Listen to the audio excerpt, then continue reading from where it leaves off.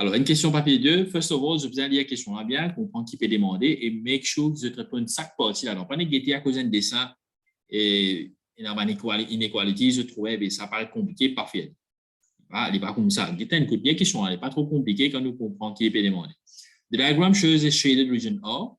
Write down the name of the shaded polygon.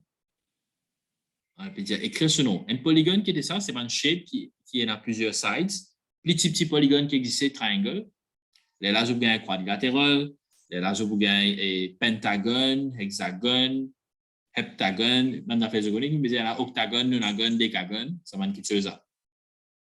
Ça, c'est différents noms qui sont pour un polygone.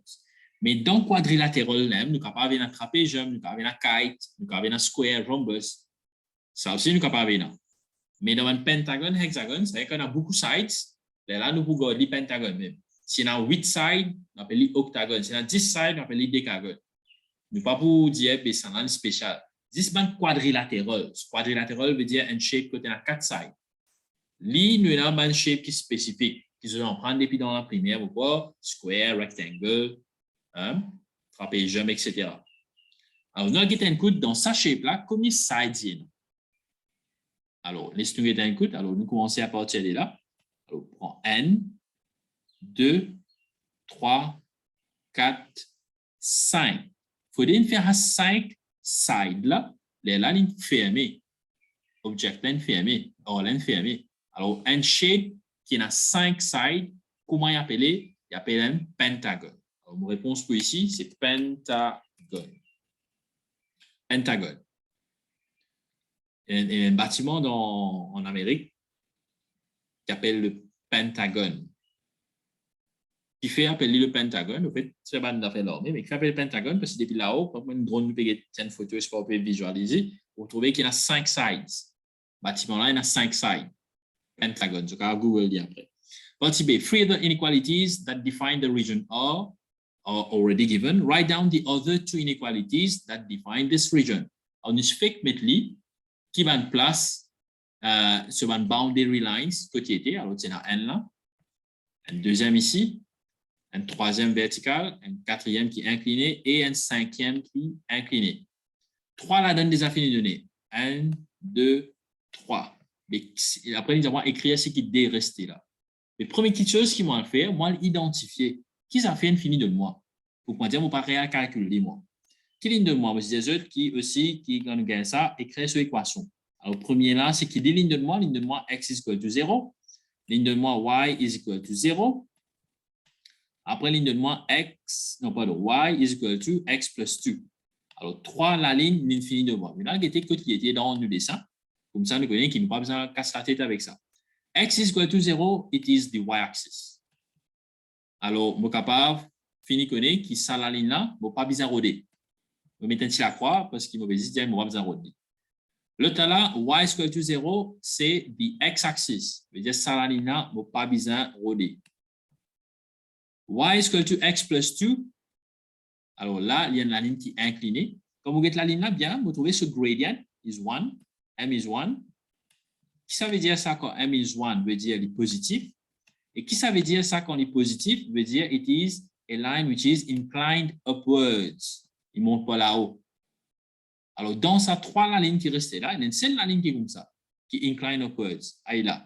Alors, ça, la ligne là, il ne faut pas besoin de roder. Il ne fait pas besoin de roder parce qu'il est infini de moi.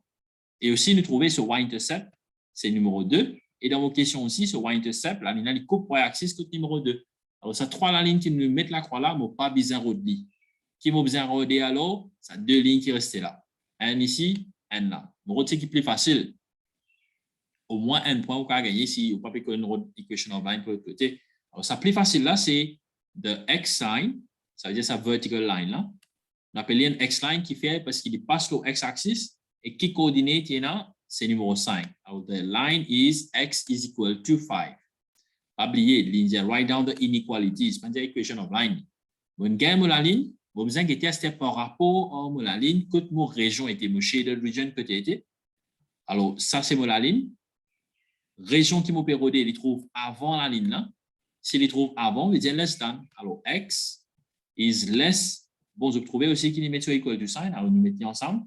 Less or equal to 5. x is less or equal to 5. Au fait, c'est pas une solid line, c'est un equal to. Fait que moi, ici, dotted line, je peux dire less than. Prochaine ligne qui m'a besoin de regarder, c'est the other inclined line. C'est la ligne qui est inclinée comme ça là. Alors, il y en a certains qui ont fini de trouver directement. Au fait, là, il n'a pas appelé x plus y is equal to 6. Parce qu'il y a assez commun quand nous faisons des là dans inequality, surtout, qui nous gagne lit. Sa réponse, c'est x plus y is equal to 6. Et là, on va trouver qu'il y a en bas, mais on met inequality direct. Ça veut dire une less than 6. Mais c'est bon, si vous n'avez pas habitué au lit, vous n'avez pas habitué à faire des voiles, vous n'avez pas connaître comment faire lit, mais là, c'est qui nous fait une route sur une coordinate. Des coordinates, là, la ligne là. Sans se couler un coup. Alors, des coordinates, là, la ligne là. Ça, là, on ne va pas connaître ces lignes continues. Et fait que nous prenons ça même. Nous prenons ça point là. Alors, qui va le point est là? Il y a 0,6. Après, il y a, allez, ça là, c'est 5n.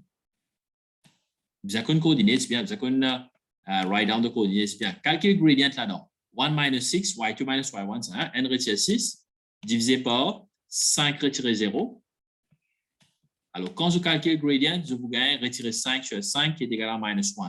Alors, mon gradient, c'est minus 1. Première quitteuse. Deuxième, mon y-intercept. Toute ça, ligne coupe y-axis. Ligne numéro 6 même. Alors, mon equation of line qui vient. Y is equal to mx plus c. Bon, oubliez ça là. Bon, on est que shady and good. Ça me répond ce que j'ai venu. Allez, y is equal to mx plus c. Prends-nous point, nous remplace là-dedans. Alors, prends-nous une valeur plutôt, valeur gradient. Alors, minus x plus 6. Ça même qui qu'on envoie de l'autre côté, il y plus x, x plus y is equal to 6. Alors, ça, c'est la ligne. Il trouve en bas, veut dire nous vous mettre less than. Alors, x plus y is less or equal to 6. Soit aussi, je suis capable d'écrire y is less or equal to minus x plus 6.